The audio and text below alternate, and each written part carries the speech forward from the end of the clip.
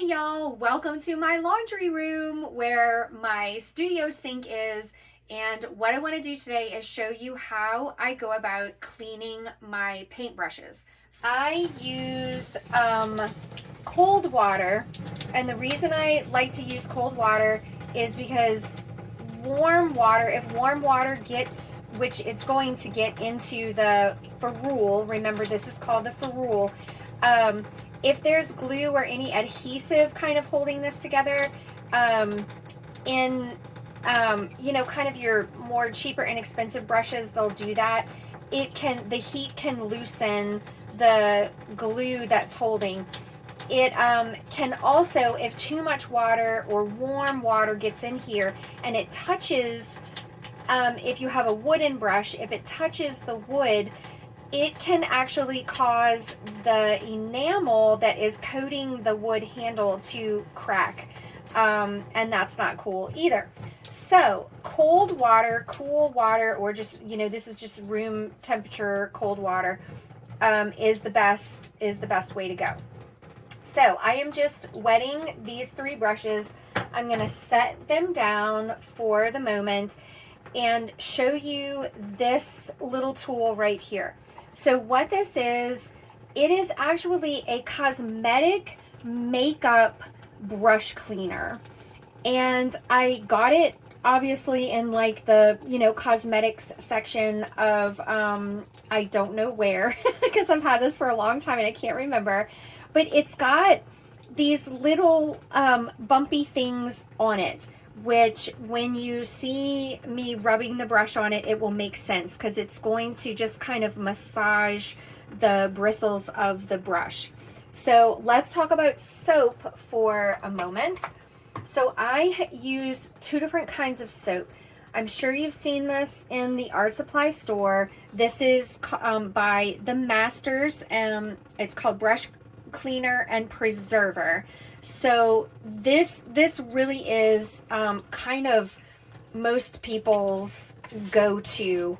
It's just a solid bar in this jar, which is great. I use this and I use this. I know this looks disgusting right here, but what this is a bar of, and I'm going to grab one that's in the paper.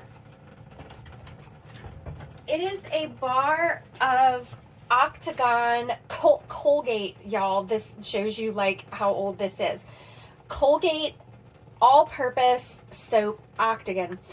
You find this in the laundry section of stores. Now, Walmart probably is not going to have this.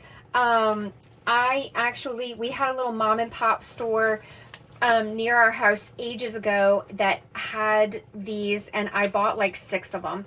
I am down to 2 bars in the wrapper and this guy. So I actually had a teacher recommend this soap to me when I first started painting a long time ago. So this is another kind of old school option that you can go for, but modern day, pretty much everybody uses this stuff by the Masters. So I'm just gonna show you now how I go about doing this, and I'll show you with the Masters. So the brush is wet, the soap is wet, and I'm just gonna rub the brush onto the soap and get it good and soapy. Once I feel like it's soaked enough, I'm going to get this little tool and I'm just running the brush, wiggling it along, getting these little knobby things just into the bristles. I'm also going to just massage it with my hands and just sort of, I'm just rubbing it. Now, I'm rubbing in the direction of the bristles, notice, because I want to keep the bristles, I want to keep them the way that they're supposed to be. I don't want to smash, I don't want to jam down, because that's going to get the bristles all askew. So I did not have a massive amount of paint in these brushes, which is why we're not seeing like a ton of color come out. But once I feel that the soap, it's no longer soapy, it's kind of like what we would say squeaky clean. I'm not seeing any color come out when I do this. Like the water that you see on my hand is clear. Now what I'm going to do is I'm going to put more, I just wet the brush, shook it out, and I'm just going to do one little pass of soap. So you can see I've got some soap on the bristles here, and I'm just going to massage that into the brush. And I'm reshaping this brush. I'm going to leave the soap in the brush and let it dry. Okay, hang on. I'm being a little particular and persnickety here, so bear with me. Okay, so this actually looks like I just purchased it from the store, and this is what you want. So I'm going to set this one aside and let it dry just like that.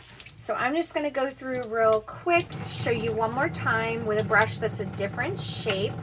I'm using my Octagon laundry soap this time. Oop, this one was definitely a tiny bit more dingy. Running with the bristles. I'm not going back and forth. I'm not scrumbling. I'm running with the bristles to keep the brush nice and intact, okay? I'm rinsing. Not seeing any color come out. The water's running clean. So I can feel it's squeaky clean. I hit it with water, shake, shake, hit it with little more soap, and then I'm just reshaping with the soap. So what the soap is going to do is it's going to dry with the bristles intact. So what it does is it just keeps it keeps the bristles from splaying and getting all wackadoo on you. So this is just a great, this little trick with the soap I actually learned from Susan that works at Moe's Art Supply, my local art supply store. She taught me this trick and it is just fantastic. So I just wanted to show you how to keep your brushes, how to clean them, and how to keep them in a good shape so that your brushes will last you year after year after year. So happy cleaning your brushes.